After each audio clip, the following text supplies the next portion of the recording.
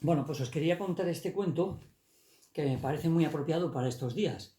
Es de este libro que se llama El halcón maltés, de Dashiell Hammett, y dice lo siguiente. Un hombre llamado Phil Crabb salió un día de su oficina de corredor de fincas para ir a comer. Salió y jamás volvió. No acudió a una cita que tenía a las 4 de la tarde para jugar al golf, a pesar de que fue idea suya concertarla, y de que lo hizo solamente media hora antes de salir para comer. Su mujer y sus hijos nunca más le volvieron a ver. El matrimonio parecía feliz. Tenía dos hijos, dos niños varones, uno de 5 años y otro de 3. Phil Crabb era dueño de su casa en un buen barrio de las afueras de Tacoma, de un Packard nuevo y de los demás lujos que denotan el éxito feliz de una vida en los Estados Unidos.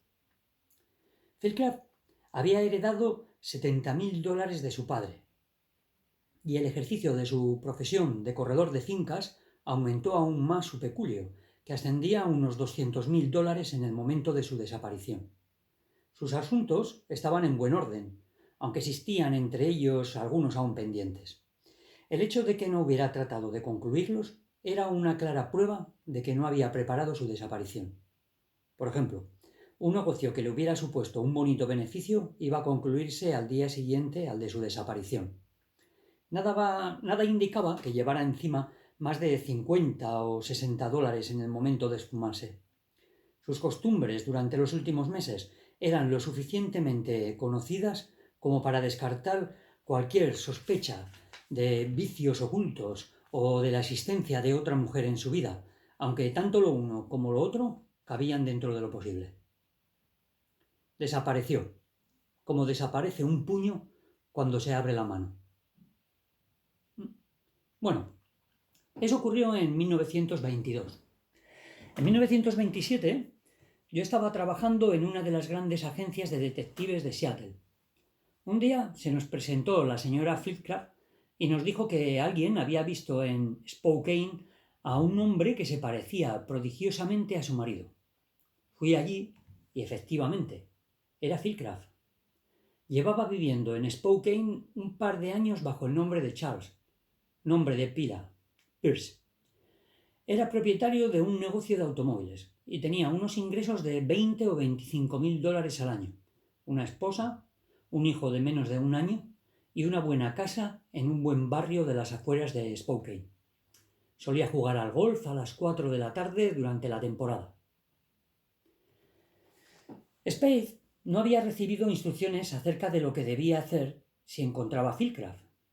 Estuvo charlando con él en la habitación del Hotel Davenport. Philcraft no sentía remordimientos de ninguna clase. Había dejado a su familia en posición desahogada, y su conducta le parecía perfectamente razonable. Lo único que parecía preocuparle era hacerle comprender a Spade que se había conducido razonablemente. Nunca había contado a nadie todo aquello, y por tanto hasta ahora no había necesitado explicar a ningún interlocutor que su conducta había sido sensata. Y en ese momento estaba procurando hacerlo. Bueno, yo le comprendí, dijo Spade, pero su mujer no. Todo aquello le pareció estúpido. Puede que lo fuera. En cualquier caso, la cosa acabó bien. La mujer no quería escándalos, y después de la faena que él le había hecho, faena según ella, no quería saber nada de Philcraft. Así que se divorciaron, discretamente, y todo el mundo tan contento. Lo que le ocurrió a Philcraft fue lo siguiente. Cuando salió a comer, pasó por una casa aún en obras. Todavía estaban poniendo los andamios. Uno de los andamios cayó a la calle desde una altura de 8 o 10 pisos y se estrelló en la acera.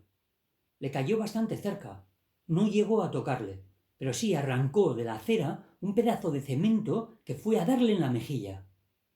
Aunque solo le produjo una raspadura, todavía se le notaba la cicatriz cuando le vi.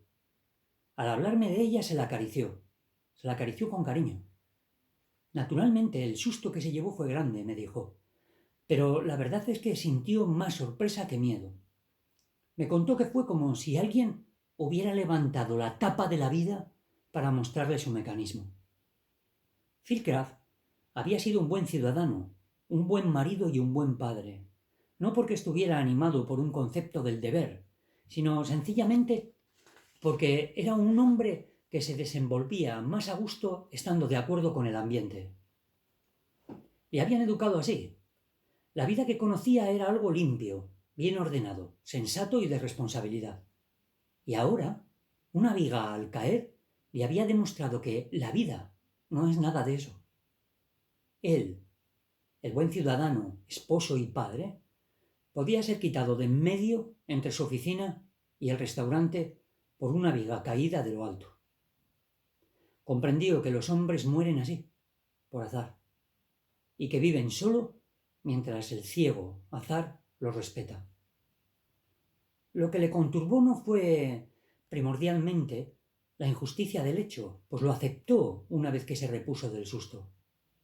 Lo que le conturbó fue descubrir que al ordenar sensatamente su existencia, se había apartado de la vida en lugar de ajustarse a ella.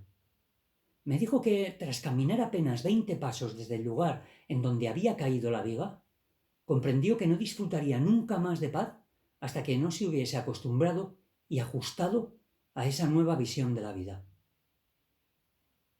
Para cuando acabó de comer, ya había dado con el procedimiento de ajuste.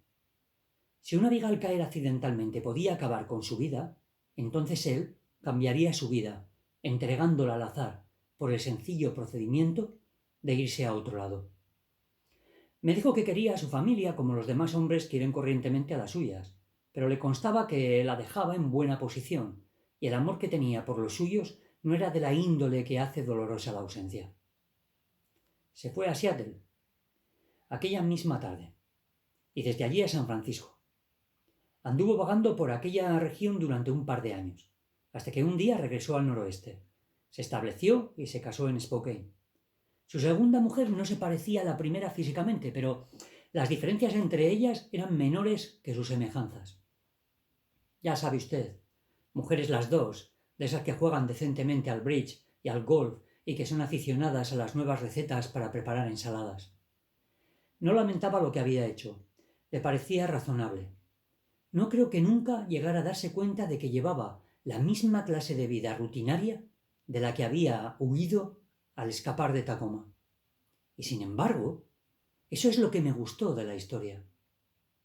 Se acostumbró primero a la caída de vigas desde lo alto, y no cayeron más vigas. Y entonces se acostumbró, se ajustó a que no cayeran. A por vosotros, y os recomiendo la lectura de esta estupenda novela negra de Dashiell Hammett.